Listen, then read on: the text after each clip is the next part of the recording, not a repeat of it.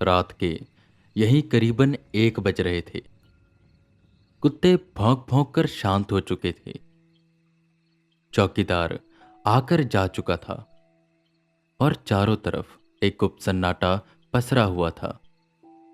ये वो समय हुआ करता है जब रात भी अंधेरे की चादर ओढ़े सो जाती है। इसी चारों तरफ पसरे सन्नाटे के बीच में गूंजती है किसी की तेज चिल्लाने की आवाज।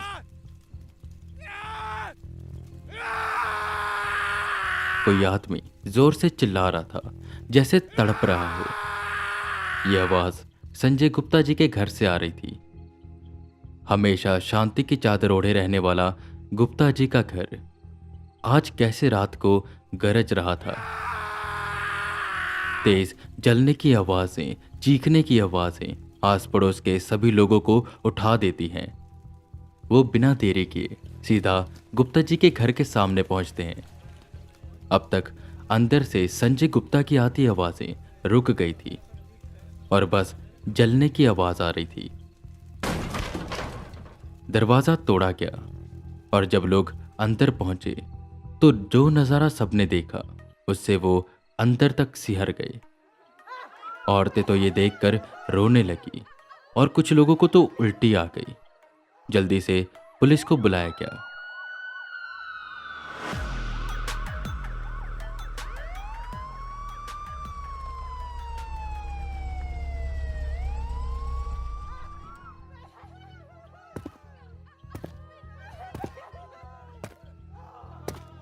अरे राठी, ये भीड़ कैसे लग रखी है? साइड करो सबको। इंस्पेक्टर विक्रांत सिन्हा जीप से उतरते हुए कहते हैं। अरे साहब जी, हम तो कब से साइड कर रहे हैं, ये सब हट ही नहीं रहे हैं। ए, हटो यहां से। राठी ने सलूट करते हुए कहा, जिस पर विक्रांत सिन्हा आगे आते हैं। हटिए आप सब, दूर जाइए। देखिए, हमें हमारा काम करने दीजिए। रवि, क्या कर रहे हो यार? संभालो सबको। सब इंस्पेक्टर रवि आते हैं और सारे मोहल्ले वालों को दूर करते हैं। इंस्पेक्टर विक्रांत सिन्हा घर के अंदर गए। ओह गॉड, ये कैसी स्मेल है? और ये तो उनकी पूरी बॉडी जल गई है। तो अंदर जाते ही उन्होंने अपनी जेब से रुमाल निकाला और नाक ढक लिया। इतनी देर में क्राइम सीन्स की फोटो लेता पाठक आया। जैन साहब, बड़ा बुरा हाल किया गया है। इन्हें तो जिंदा ही जला दिया गया। लोग कह रहे थे कि उन्हें इनके चिल्लाने की आवाज सुनाई दी, तब घर का दरवाजा तोड़ा गया। इंस्पेक्टर विक्रांत सिन्हा इधर उधर देखते हैं। घर में और कौन कौन है और क्या रिपोर्ट है उनकी? पाठक उन्हें एक दूसरे कमरे में लेकर गया, जहां पर संजय गुप्ता की बीवी, उनका बेटा और बेटी थी। साहब, ये इनकी बीवी हैं, नीलम गुप्ता। इन्हें गला दबाकर मारा गया है। और ये इनका बेटा है, गौतम। इसे भी गला दबाकर मारा गया है। और सर, यह है दीप्ति गुप्ता। इसे भी काफ़ी चोटें आई हैं और इसे भी मारने की कोशिश की गई थी, पर यह किसी तरह बच गई। और सर, अलमारी खुली हुई है, सारे पैसे, सारे जेवर गायब हैं। लगता है सर चोरी का मामला है। हो सकता है कि घर वालों ने रोकने की कोशिश की हो, इसलिए शायद चोरों ने मिलकर इन्हें मार दिया। जिस पर इंस्पेक्टर विक्रांत सिन्हा अलमारी के पास जाते हैं और लॉक को देखते हैं। नहीं पाठक, ये चोरी का मामला नहीं है। इसे चोरी का मामला जबरदस्ती बनाया जा रहा है। अगर तो वो चोर होते तो उनका मकसद होता बस चोरी करके यहां से चले जाना। और चलो मान लो इन्होंने रोकने की कोशिश की तो मारते पीटते, पर ऐसे जिंदा जलाना। और ये घर देखो, मिडिल क्लास फैमिली है। ये मर्डर का केस है पाठक, चोरी का नहीं।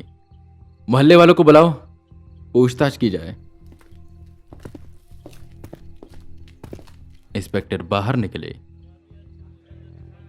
हाँ, तो तुम सब में से सबसे पहले इनकी आवाज किसने सुनी और ये दरवाजा किसने तोड़ा? पाठक ने पूछा। जिस पर मनोहर, संजय गुप्ता का पड़ोसी, सामने आया।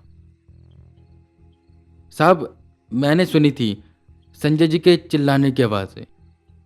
और मैंने क्या साहब, पूरे मोहल्ले ने ही सुनी थी। वो इतना ज़ोर से चिल्ला रहे थे कि पूरा मोहल्ला इकट्ठा हो गया।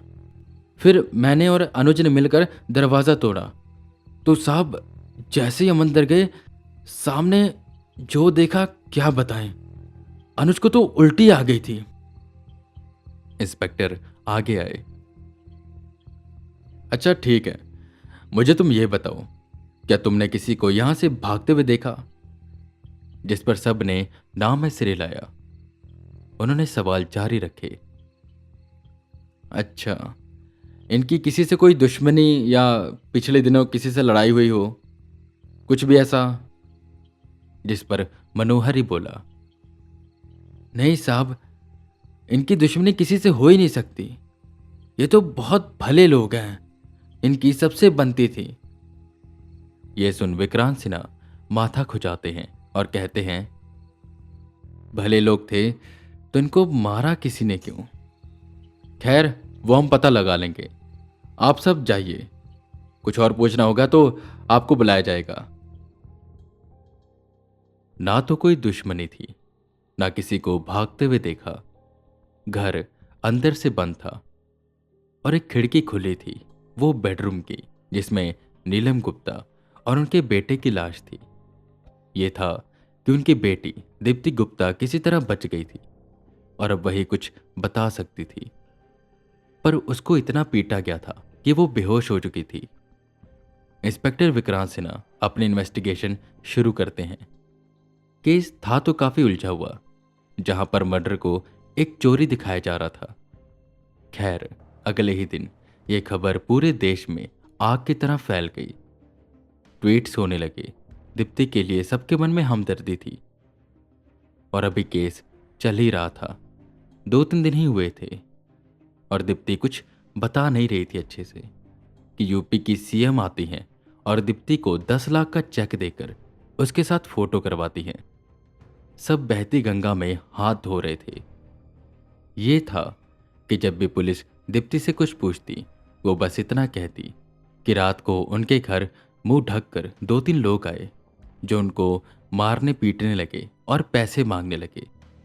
जब पापा ने मना किया तो उन्होंने उनको जिंदा जला दिया और हमको मारने की कोशिश की, जो कि कहीं ना कहीं क्राइम सीन की सिचुएशन से मैच होती थी।